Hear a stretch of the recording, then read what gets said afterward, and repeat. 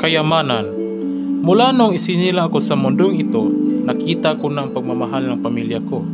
Sa pag-aaruga nila mula pagkabata, sa puso't isipan ko'y aking nadarama.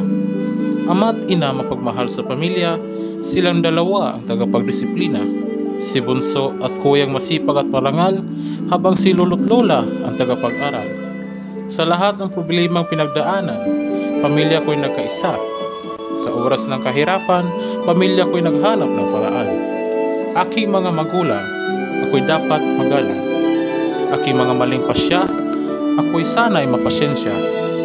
Dahil sa kanilang walang sawang gabay, ako'y di nakaranas ng kinakalambreng tiyan. Kaya't ating panindigan ang puso'y tunay na yaman, ang pamilyang nagmamahalan ay tuturing kayaman.